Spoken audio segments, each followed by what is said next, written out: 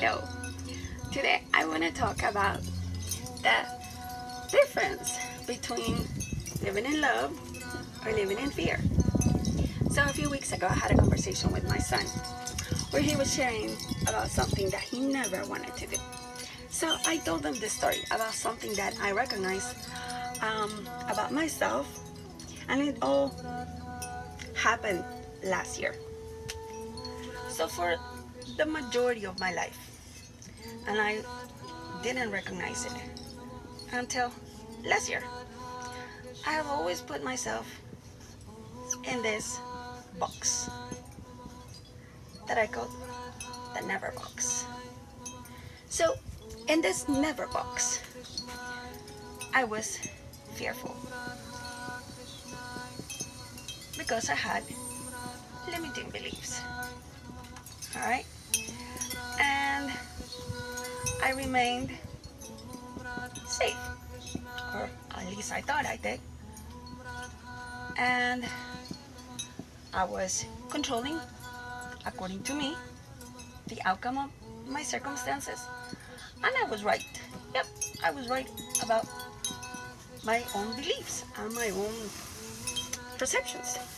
And I was not open to seeing anything else. So, but honestly, if I'm looking at this picture, as I asked my son, can I do anything? He says, no. Can I get out? No. Can somebody come in? He said, no. I said, does it remind you of a coffin, of a dead person? So for me,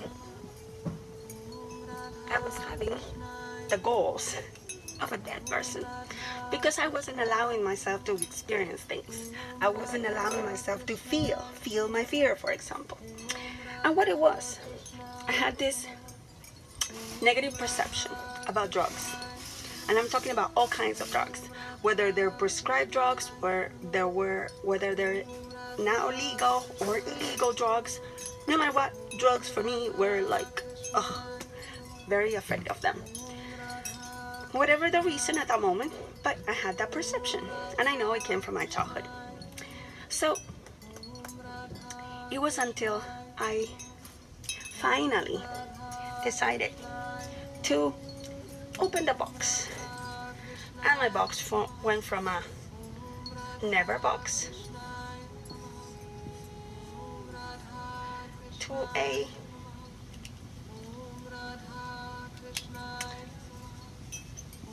maybe. Now, if you notice, there is still fear in this box, and there is a lot of doubt in this box. But you know what there is also in this box? Something that wasn't in this box at all. The magical thing called hope. Because having hope is huge. Now, I remain in this maybe, I'll try it, maybe I'll give it a chance, until one day I finally decided to go for it. And I opened completely. It was a flat box that I called it my yes. So with my yes box, I was not only hopeful, because now there is lots and lots of possibilities that are opening up and that are presenting, like in my case, several healing modalities. Now, also, what I recognize is that I am experiencing things. I am truly living. I stopped being dead and I became alive. Because even though I am fearful, I was never going to know what it was like. Like I tell my son, you don't know if you don't like a dish until you try it. I can't say I'm not gonna like something until I give it a try. And sometimes we might want to try it more than once. So in my case, for example, when I tried cannabis twice, and it wasn't my thing. You know, I knew that it was something that I did not want to get hooked on, and I did not want to be dependent on anything. Probably the same reason why I had this belief. Now, there's also my own intuition that came into play.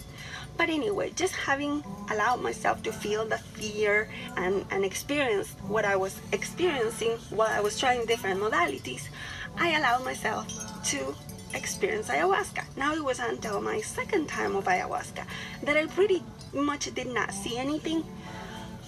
And it was because of that experience that I made a powerful declaration after my second attempt, where I said, I want to change my life.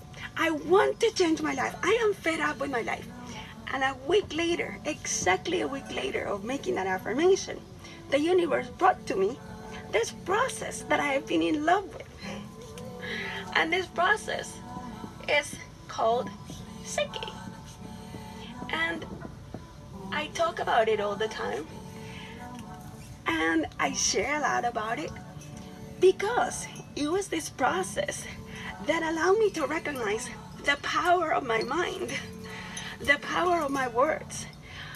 It's the process that has allowed me to recognize that I need nothing external to heal myself, to transform, to create. So finally, it was until I said yes, and I tried different things, and I continued to try other modalities even after I tried PSYCH-K, because I did a session and then I did a workshop. And I can tell people, workshop basic is like elementary. Then you go a little deeper and then a little deeper. Well, I've done up to level 3, and that's when my mind totally, it would just blew my mind. And I finally decided to remove the box completely. And I said, I do. And I do to this process. Yes, I do to the process of PSYCH-K. Yes, I do. But you know what? In reality, what I'm saying yes to is to life. It's to transformation. It's to healing. It's to recognizing my power without giving my power to somebody else.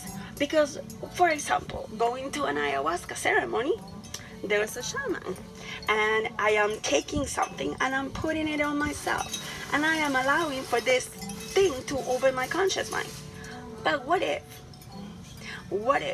this process does the same?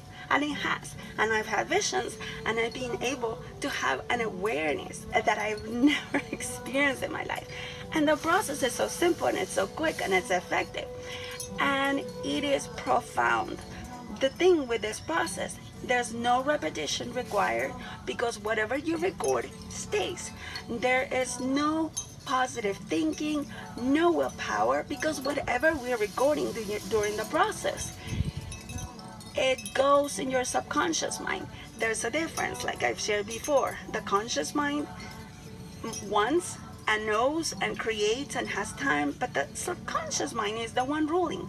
So when I was able to recognize that by using this process, I could access my subconscious mind, I could check my subconscious beliefs, I could record and transform anything, I was like, this is it. I'm saying I do. For sure I do.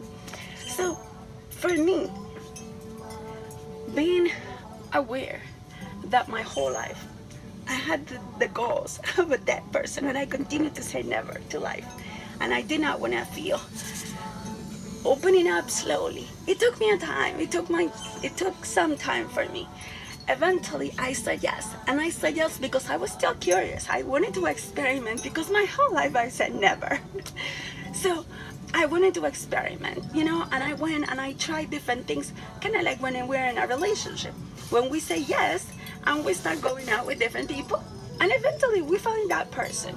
And for me, if I compare it to a relationship, this person, this process kept coming back to my mind.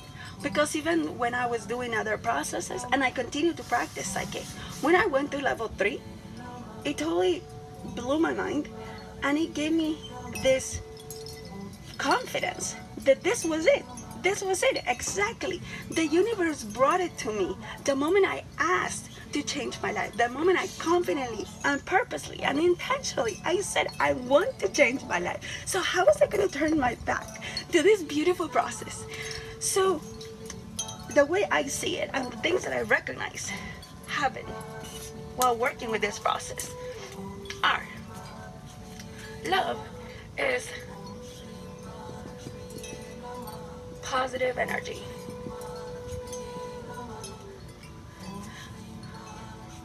Well, fear is negative energy. Fear is stress. Well, love is peace. And I keep dropping stuff. And then here I call ego, and this one spirit. This one let's do this one. Connection.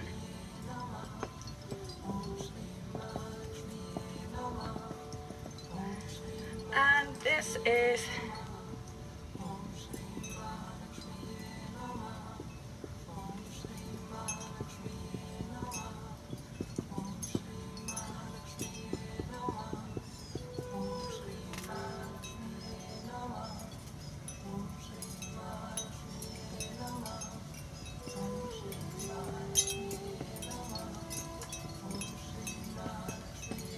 so where in your life, if you think about your life right now, where in your life are you living in fear and having all these experiences, limiting yourself, saying no to life? Because that's what we do. We say no. We say no, no, no, never, no, I don't want that. And where in your life are you in love? Because it is possible. It is so possible to stay in love with a positive energy, with a peace, with all possibilities, with connection. So if you would like to experience what is like a process of PSYCH-K, send me a message. Thank you for watching. Have a good day.